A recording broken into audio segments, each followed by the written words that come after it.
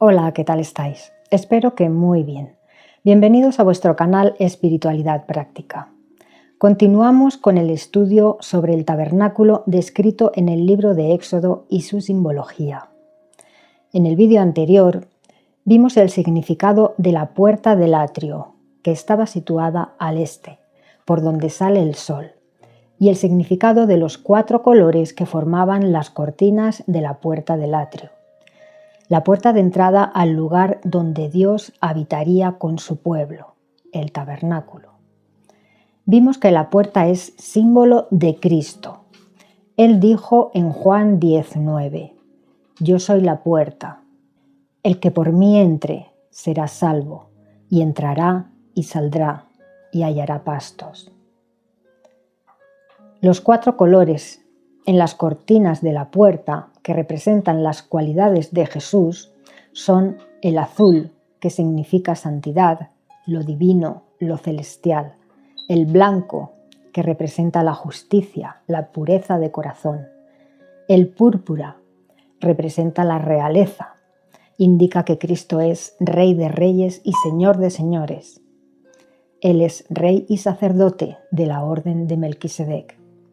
Y el color carmesí representa la sangre del sacrificio de Jesús, con la cual firmó un contrato de compra para su pueblo, un contrato de redención, un nuevo pacto. Vimos lo que contenía el Arca de la Alianza y su significado. Las tablas de la ley es la ley de Dios puesta por escrito para que fuese perpetua. Los 10 mandamientos siguen vigentes hoy en día. No sucede lo mismo con los decretos dados al pueblo de Israel para ese tiempo. Unos decretos que hablan sobre cabras, ovejas, toros, esclavos y lapidación. Un modo de vida que no existe en la actualidad. Los decretos orales fueron dados para ese pueblo y esa sociedad de pastores en ese tiempo.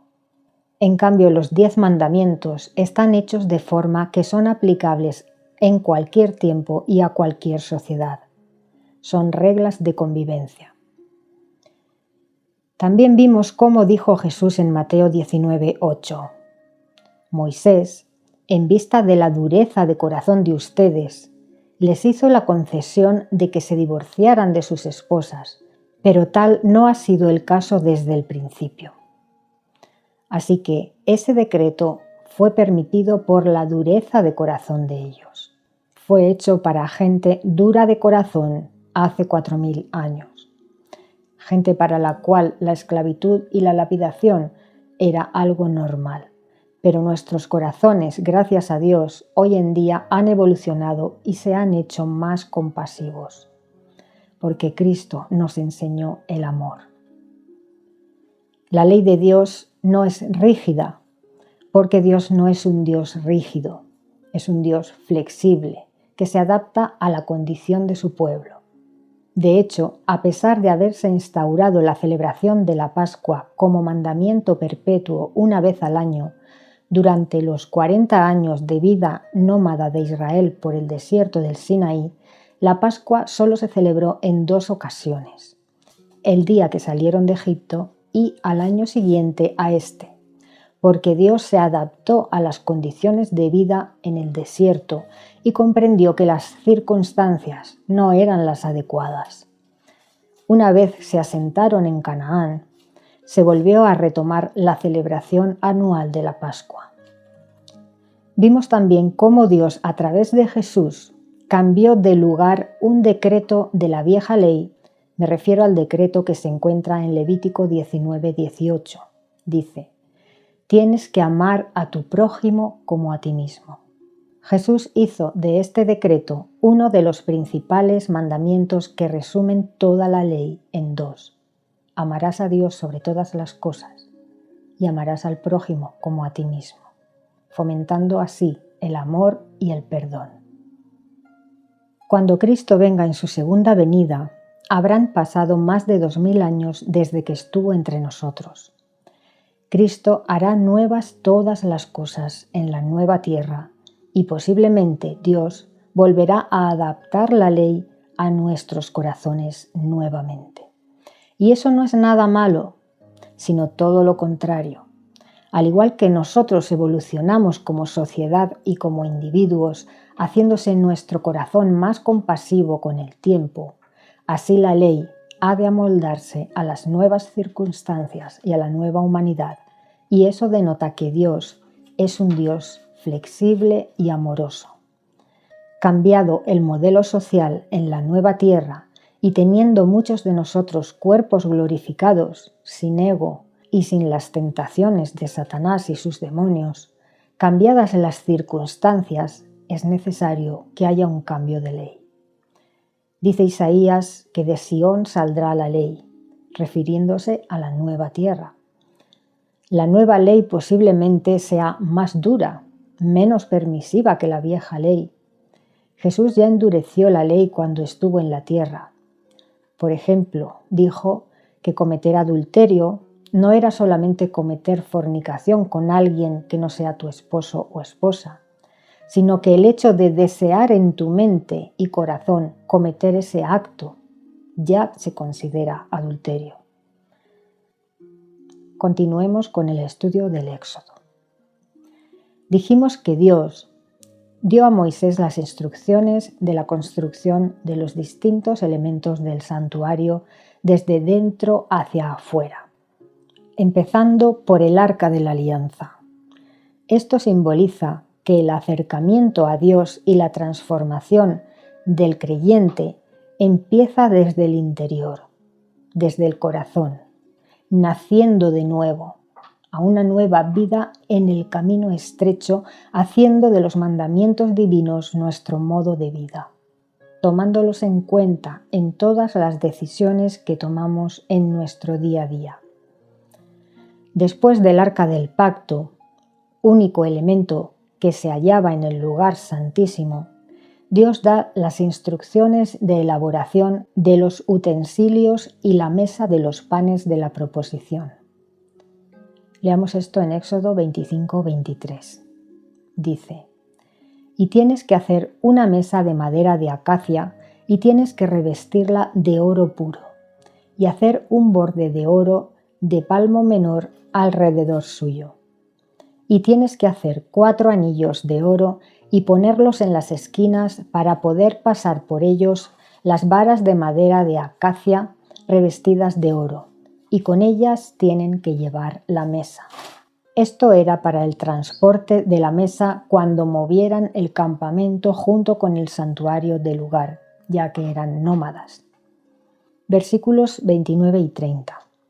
Y tienes que hacer sus platos y sus copas y sus cántaros y sus tazones con los cuales se derramarán las libaciones. Los has de hacer de oro puro. Las libaciones se derramaban sobre el altar de sacrificios del atrio, no sobre el altar de incienso del lugar santo. Las libaciones podían ser de vino o de aceite.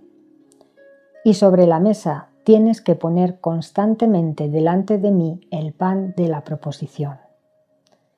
Los 12 panes de la proposición se renovaban cada sábado y se colocaban en 2 hileras de 6 panes cada una, 12 panes en total, uno por cada una de las 12 tribus de Israel. El pan estaba hecho con la flor de harina y sin levadura.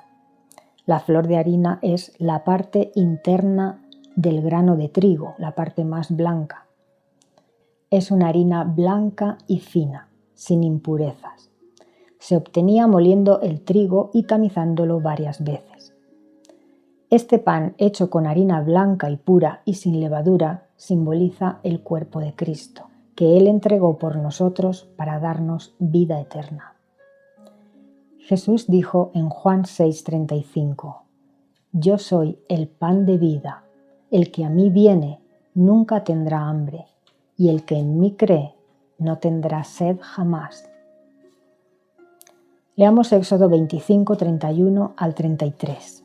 Dice: y tienes que hacer un candelabro de oro puro. De labor a martillo se ha de hacer el candelabro. Su base, sus brazos, sus copas y sus globos y sus flores han de proceder de él. Y 6 brazos salen de sus costados. Los 6 brazos tienen copas en forma de flores de almendro, con globos y flores en alternación en los brazos.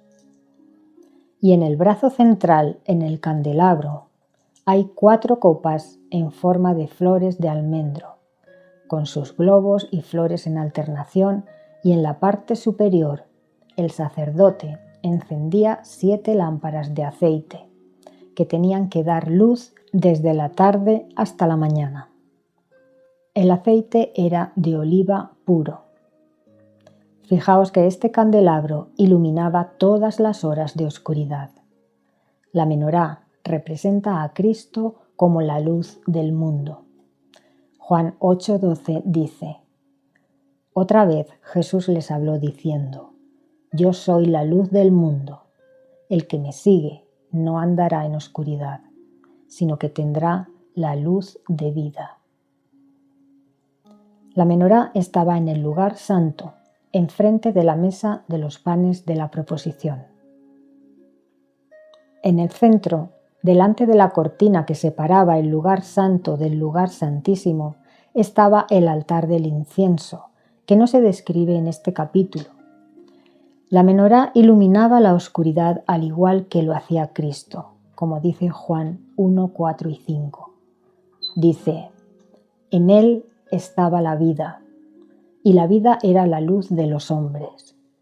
La luz en la oscuridad resplandece, y la oscuridad no prevaleció contra ella. Versículos 9 al 13. La luz verdadera que da luz a toda clase de hombre estaba para venir al mundo. Estaba en el mundo y el mundo vino a existir por medio de él. Pero el mundo no lo conoció. Vino a su propia casa, pero los suyos no lo recibieron. No obstante, a cuantos lo recibieron, a ellos les dio autoridad de llegar a ser hijos de Dios, porque ejercían fe en su nombre. Y ellos nacieron no de sangre ni de voluntad carnal, ni de voluntad de varón, sino de Dios. Se refiere a que nacemos de nuevo. Los cristianos, cuando tenemos fe en Cristo, lo reconocemos como el Hijo de Dios y representamos esto con el simbolismo del bautismo. Nacemos de nuevo, nacemos del Espíritu, nacemos de Dios.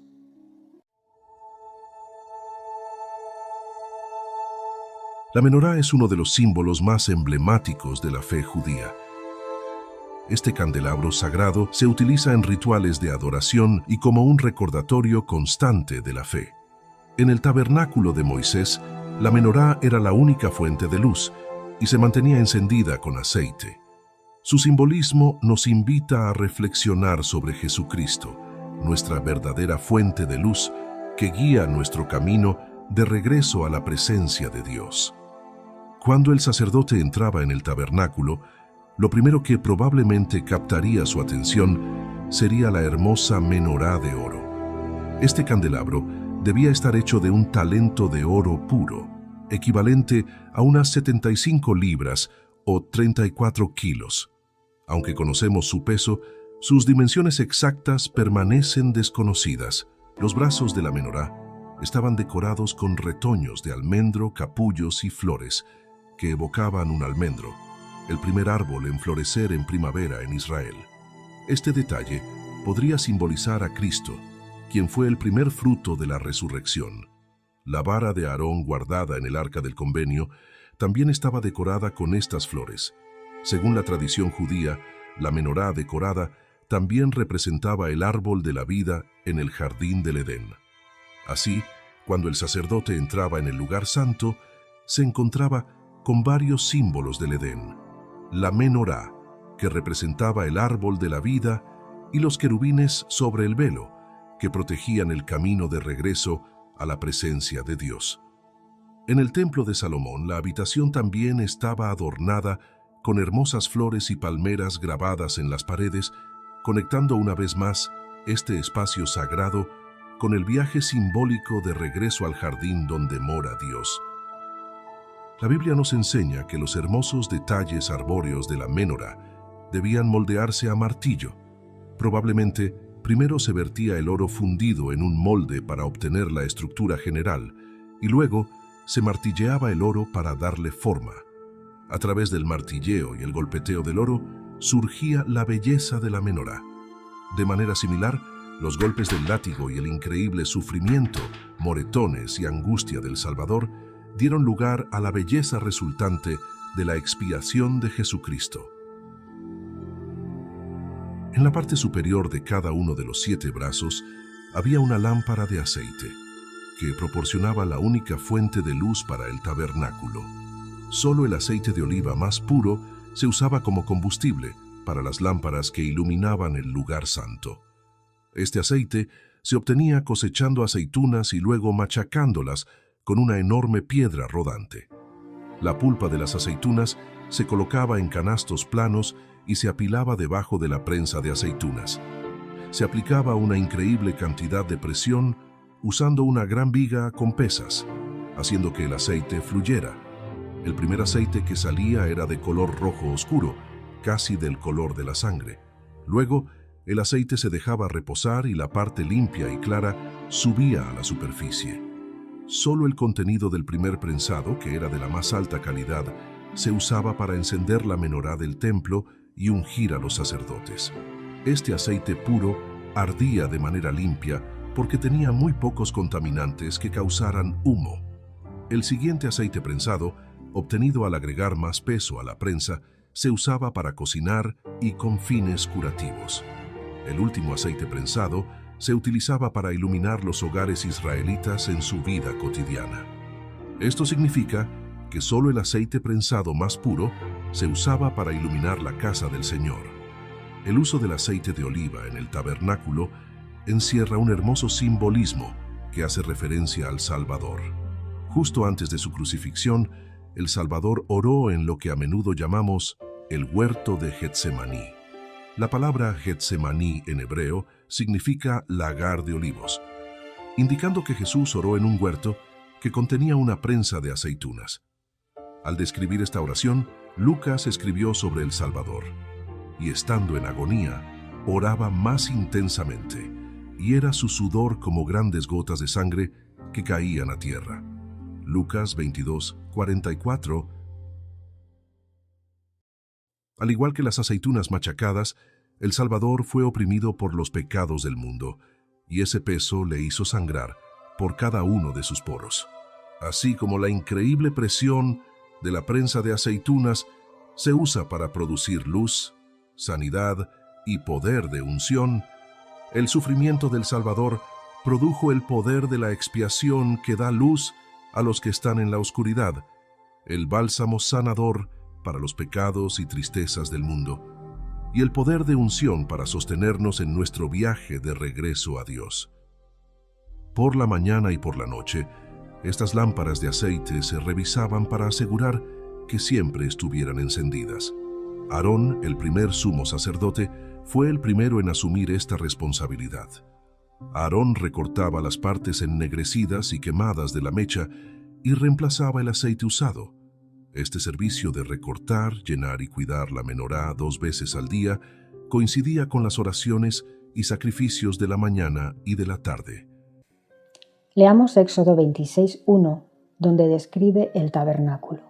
Dice: «Y el tabernáculo lo has de hacer de 10 cortinas de tienda, de lino fino retorcido, e hilo azul y lana teñida de púrpura rojiza y fibra carmesí».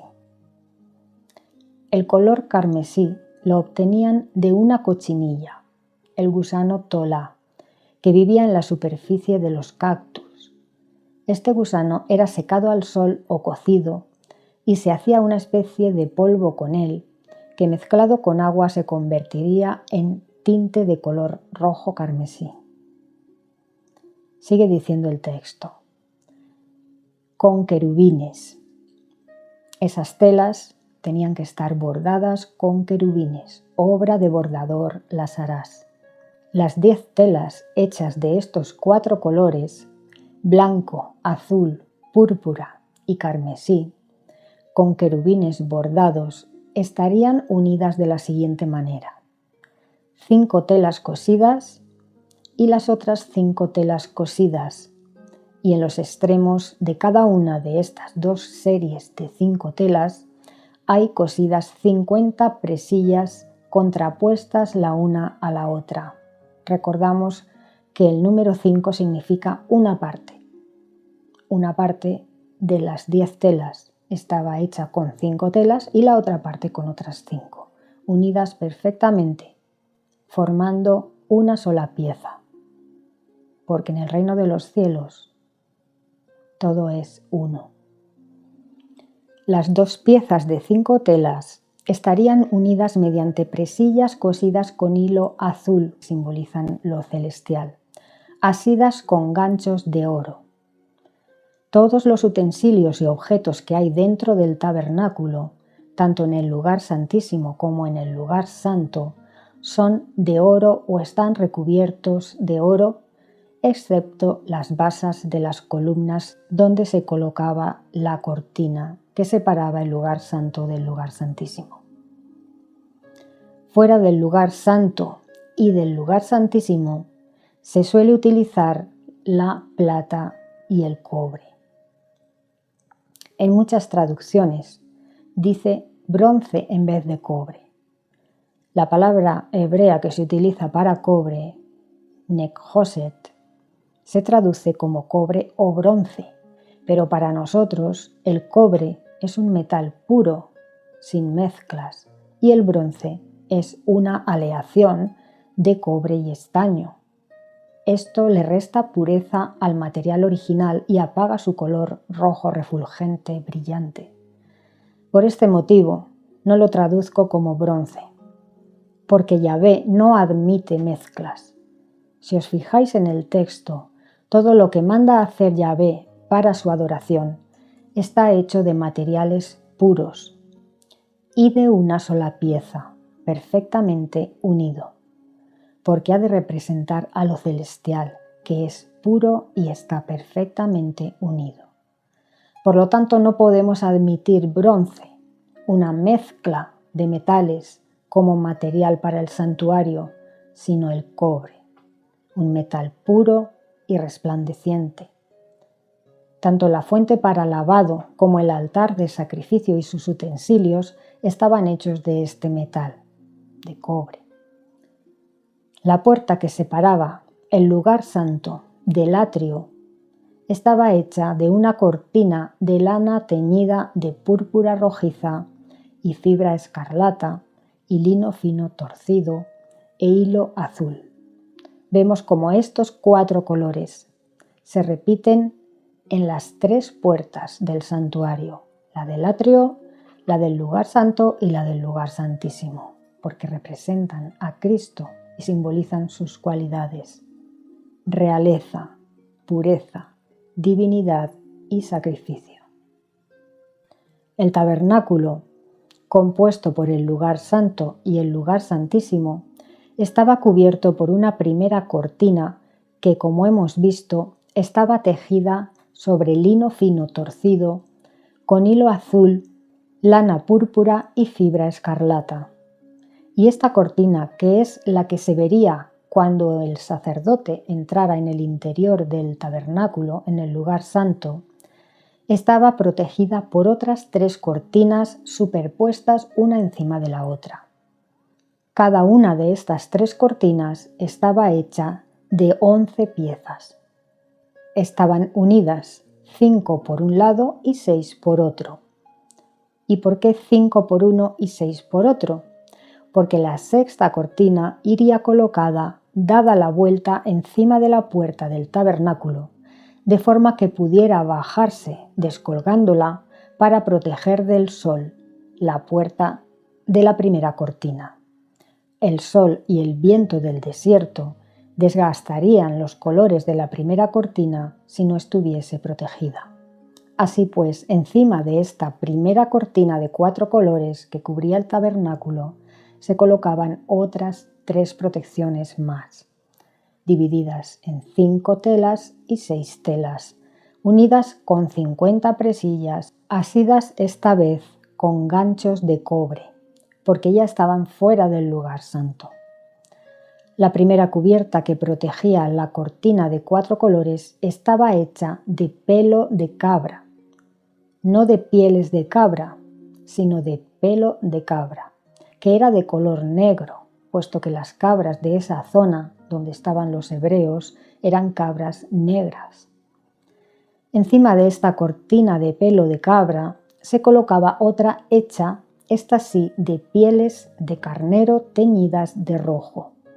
Esta piel simboliza la expiación del pecado a través de la sangre. Por eso se teñía de rojo y era de carnero. Este era el propósito del santuario, la expiación del pecado del pueblo mediante la sangre de carneros sacrificados. Estos sacrificios de carneros eran símbolo del sacrificio de Jesús, quien a través de su sangre quita el pecado del mundo y da vida eterna. La cuarta cortina de protección estaba hecha de pieles de gacela. Algunas Biblias lo traducen como pieles de tejones, pero el tejón era un animal impuro para los hebreos y por tanto no podían usar sus pieles para conformar el tabernáculo. Harás el tabernáculo de 10 cortinas de lino torcido, azul, púrpura y carmesí, y lo harás con querubines de obra primorosa. La longitud de una cortina de 28 codos, y la anchura de la misma cortina de 4 codos. Todas las cortinas tendrán una misma medida. 5 cortinas estarán unidas una con la otra, y las otras 5 cortinas unidas una con la otra. Y harás lazadas de azul en la orilla de la última cortina de la primera unión.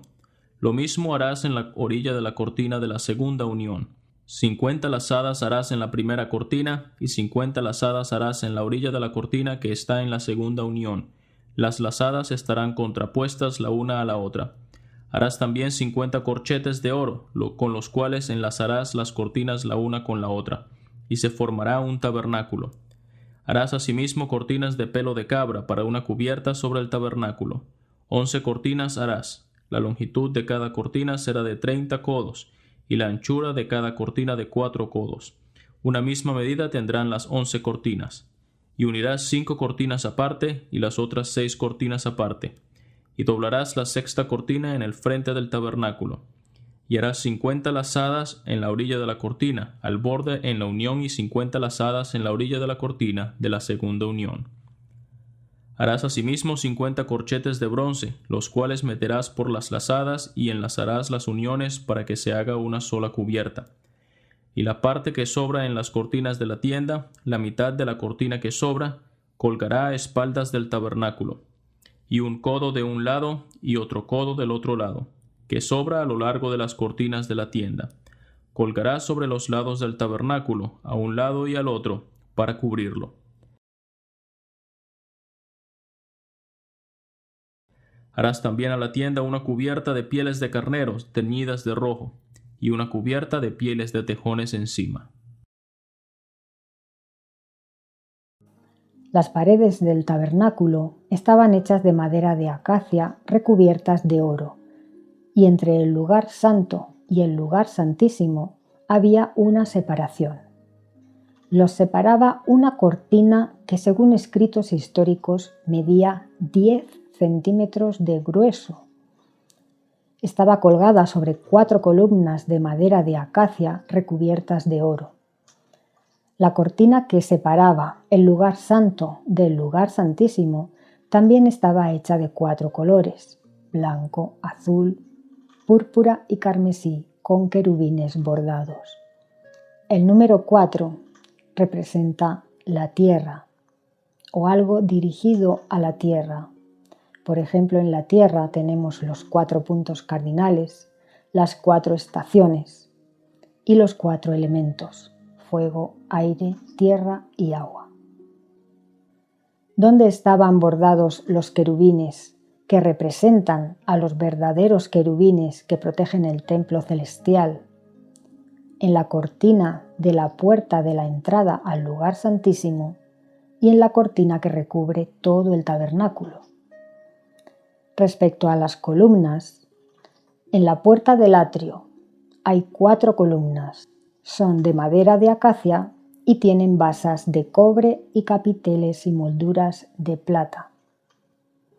En la puerta de entrada al lugar santo hay 5 columnas de madera de acacia recubiertas de oro con basas de cobre y capiteles y molduras de oro.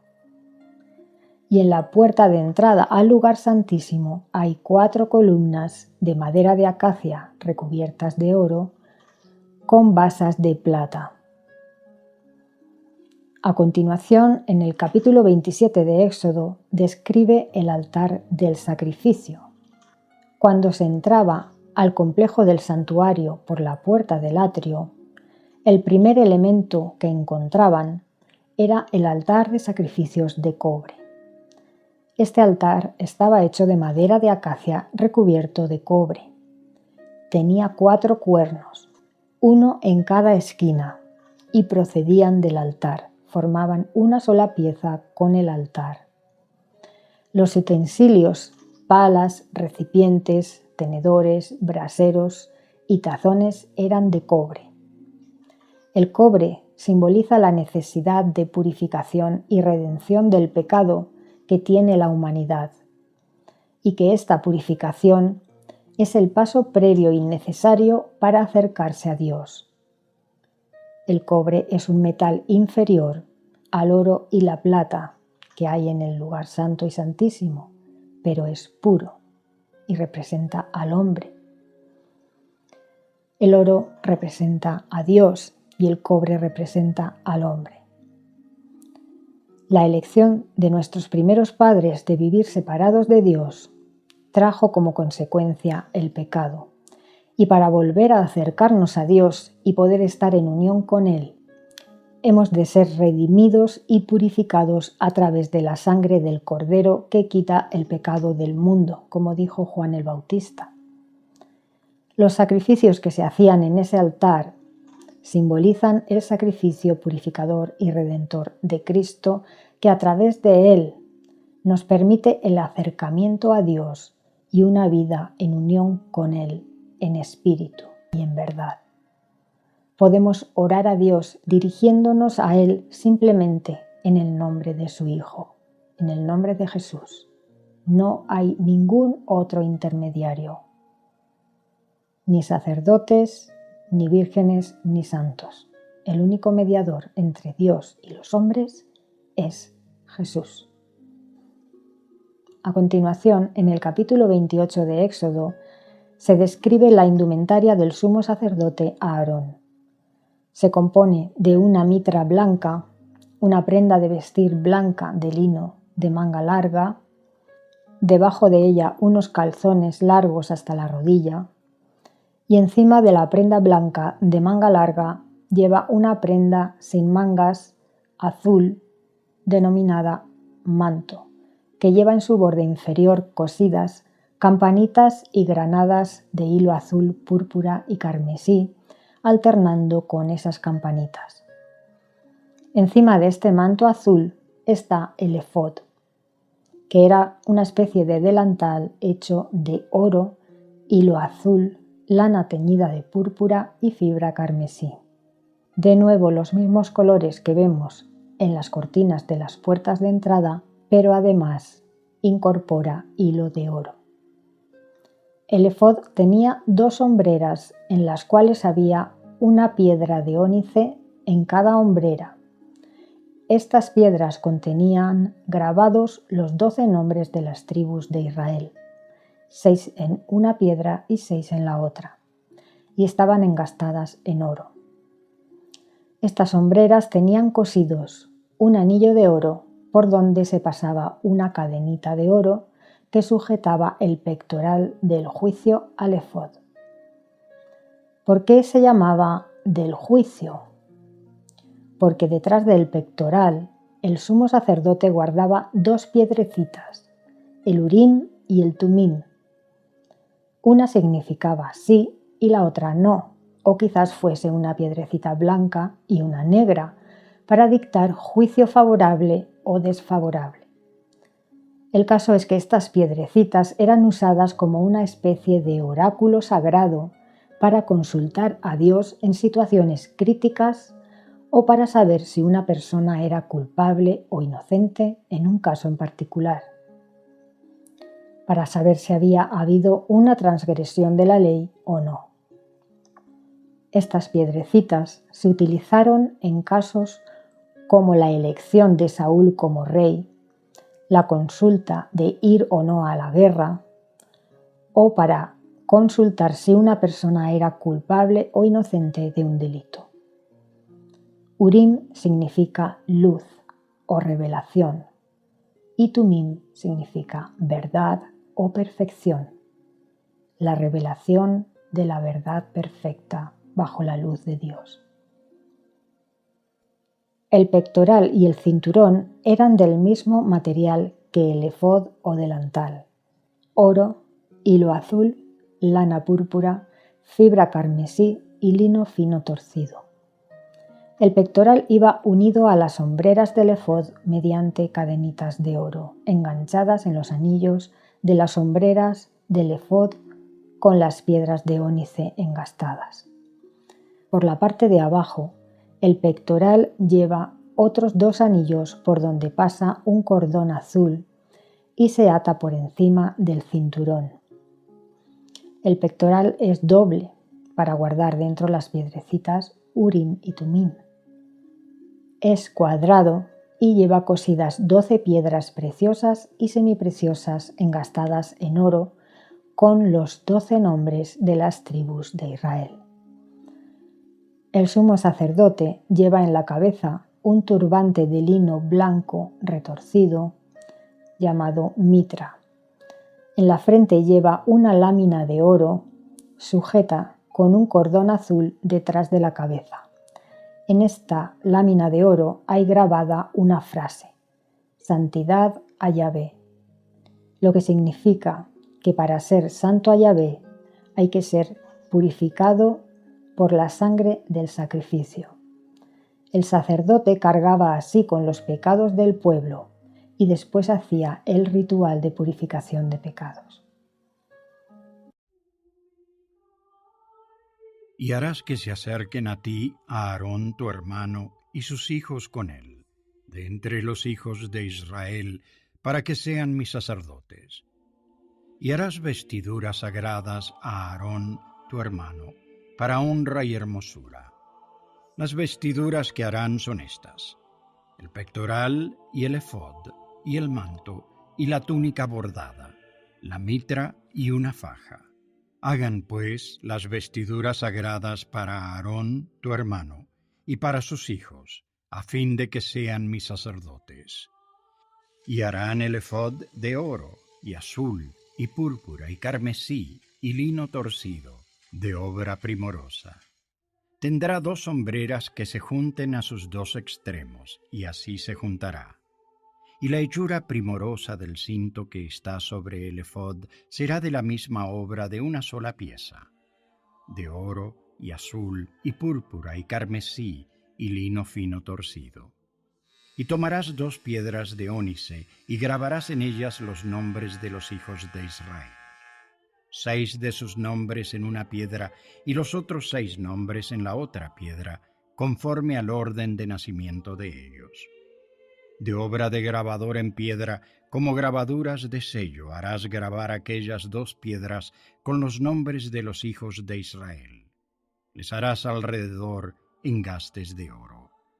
Y pondrás aquellas 2 piedras sobre las hombreras del efod, como piedras recordatorias para los hijos de Israel. Así Aarón llevará los nombres de ellos delante de Jehová sobre sus 2 hombros, como un recordatorio. Harás pues engastes de oro, y 2 cadenillas de oro puro. Las harás en forma de trenza, y fijarás las cadenillas en forma de trenza en los engastes. Harás asimismo el pectoral del juicio de obra primorosa. Lo harás conforme a la obra del efod, de oro, y azul, y púrpura, y carmesí, y lino torcido. Será cuadrado y doble, de 1 palmo de largo y 1 palmo de ancho, y lo llenarás de pedrería con 4 hileras de piedras. Una hilera con una piedra sárdica, un topacio y una esmeralda.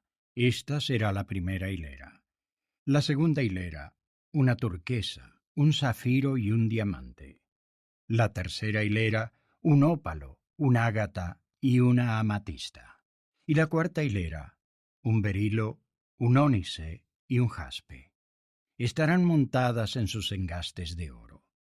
Y serán aquellas piedras, según los nombres de los hijos de Israel, 12, según sus nombres, como grabados de sello, cada una con su nombre, serán según las 12 tribus. Harás también en el pectoral cadenillas en forma de trenzas, de oro puro, y harás en el pectoral 2 anillos de oro, los cuales pondrás a los 2 extremos del pectoral. Y pondrás las 2 cadenillas de oro en los 2 anillos, a los 2 extremos del pectoral.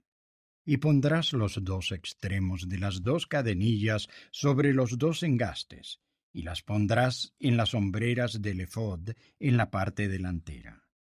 Harás también 2 anillos de oro, los cuales pondrás a los 2 extremos del pectoral en el borde que está en la parte interior del efod. Harás asimismo 2 anillos de oro, los cuales pondrás en la parte delantera debajo de las 2 hombreras del efod, delante de su unión, sobre el cinto del efod. Y atarán el pectoral por sus anillos a los anillos del efod con un cordón de azul, para que esté sobre el cinto del efod y no se separe el pectoral del efod. Y llevará Aarón los nombres de los hijos de Israel en el pectoral del juicio sobre su corazón, cuando entre en el santuario, como recordatorio delante de Jehová continuamente. Y pondrás en el pectoral del juicio el Urim y el Tumim, para que estén sobre el corazón de Aarón cuando entre delante de Jehová. Y Aarón llevará el juicio de los hijos de Israel sobre su corazón delante de Jehová de continuo. Harás el manto del efod todo de azul, y en su centro, arriba, habrá una abertura, la cual tendrá un borde alrededor, obra de tejedor, como el cuello de una cota de malla, para que no se rompa. Y abajo, en su borde inferior, harás granadas de azul, y púrpura y carmesí, alrededor del borde. Y entre ellas y alrededor del borde pondrás campanillas de oro. Una campanilla de oro y una granada, una campanilla de oro y una granada alrededor de todo el borde del manto. Y Aarón se lo pondrá cuando ministre, y se oirá su sonido cuando él entre en el santuario delante de Jehová y cuando salga, para que no muera. Harás además una lámina de oro puro y grabarás en ella, como las grabaduras de un sello, Santidad a Jehová. Y la sujetarás con un cordón azul, y estará sobre la mitra. Por la parte delantera de la mitra estará. Y estará sobre la frente de Aarón, y llevará Aarón la culpabilidad de las cosas santas que los hijos de Israel hayan consagrado en todas sus santas ofrendas. Y sobre su frente estará continuamente, para que hallen gracia delante de Jehová. Y bordarás una túnica de lino, y harás una mitra de lino fino. Harás también una faja de obra de bordador. Y para los hijos de Aarón harás túnicas. También les harás fajas y les harás tiaras para honra y hermosura. Y con ellas vestirás a Aarón, tu hermano, y a sus hijos con él. Y los ungirás y los consagrarás y santificarás, para que sean mis sacerdotes.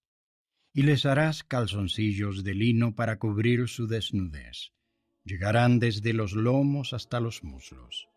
Y los llevarán puestos a Aarón y sus hijos cuando entren en el tabernáculo de reunión o cuando se acerquen al altar para servir en el lugar santo, para que no incurran en culpa y mueran. Es estatuto perpetuo para él y para su descendencia después de él. Los cimientos de la Nueva Jerusalén también estaban hechos con 12 capas de piedras preciosas y semipreciosas, al igual que el pectoral del efod del sumo sacerdote. Pero si te fijas, 8 de las piedras coinciden y 4 no coinciden. Y los cimientos de la Nueva Jerusalén llevan escritos el nombre de los 12 apóstoles. En cambio, los nombres de las 12 tribus de Israel estaban en el muro. ¿Qué significa esto? Que el fundamento del reino, el gobierno desde la Nueva Jerusalén, en lo que se funda la Nueva Jerusalén, ese gobierno que saldrá a toda la tierra habitada, ya no se fundamenta en las 12 tribus de la vieja ley, sino en los 12 apóstoles, en el nuevo pacto, en los 10 mandamientos, la esencia, la ley escrita por Dios, y es representada por esas 8 piedras que se repiten. Pero las otras 4, las ordenanzas, la tradición oral, son renovadas. Y son representadas por las 4 piedras de los cimientos de la Nueva Jerusalén que son cambiadas por otras distintas. Porque en la Nueva Jerusalén el fundamento base es el nuevo pacto, cimentado por los 12 apóstoles. No es un pacto que solo admite judíos, sino que el nuevo pacto admite judíos y gentiles. En 6000 años hemos evolucionado espiritual y físicamente. Hemos pasado de un enfoque ritual y tribal orientado a la purificación de la carne a un enfoque espiritual, celestial y eterno basado en el amor y el espíritu. Porque Cristo ya nos limpió. Y esto sucedió en el momento en el que Él entregó su cuerpo a favor nuestro y firmó con su sangre ese nuevo pacto que, como dice Pablo, nos libró de la maldición de la ley. Dios no es un Dios rígido, que repite siempre lo mismo, sino que se renueva, perfecciona y completa su plan en la medida en que la humanidad evoluciona, cambia y va orientándose hacia el amor y hacia la espiritualidad. En el antiguo pacto, Dios se manifestó a través de las 12 tribus. En el nuevo pacto lo hace a través de los 12 apóstoles. Y ellos serán el fundamento, el cimiento de la Nueva Jerusalén y del gobierno mundial en la nueva tierra junto con Cristo y con el Padre.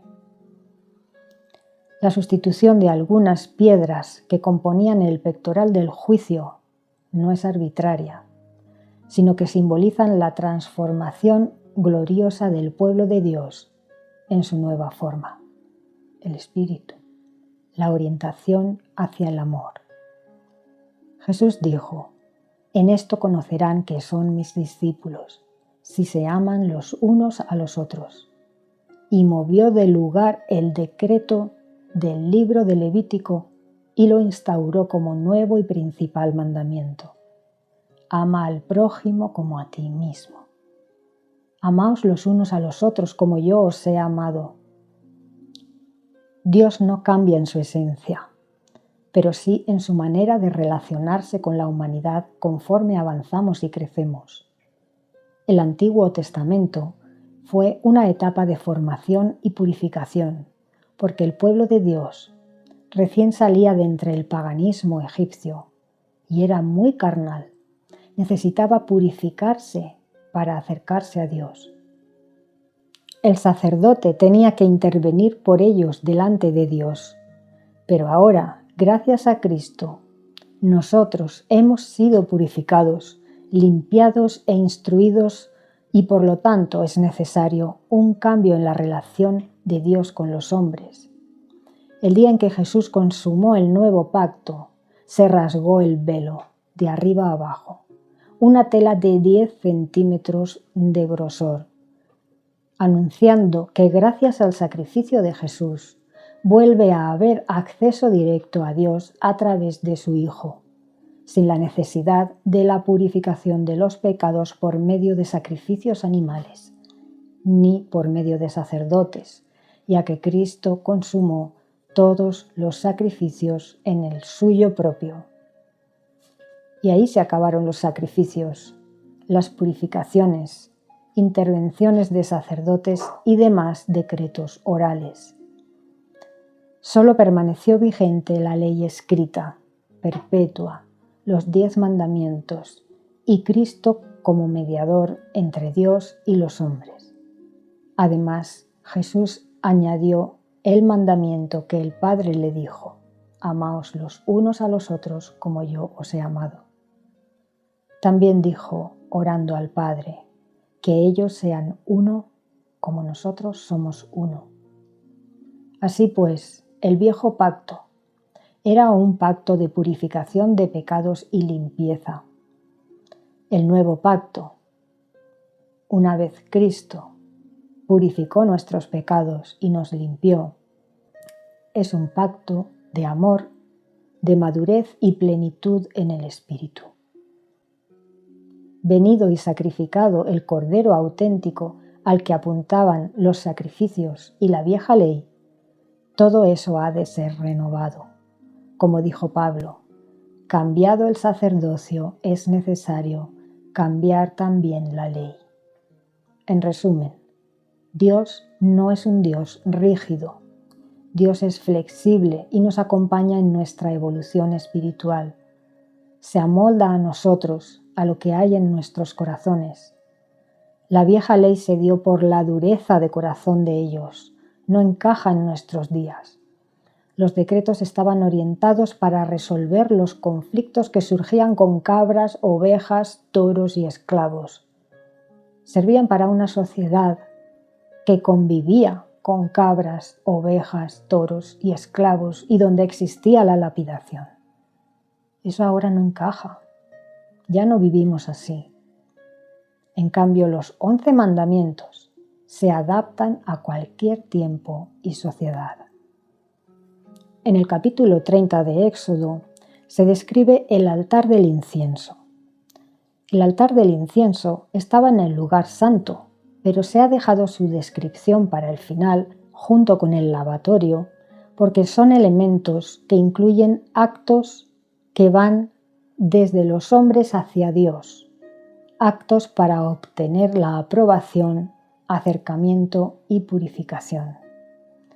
Pero el resto de utensilios incluyen la intervención de Dios hacia los hombres para lograr ese acercamiento.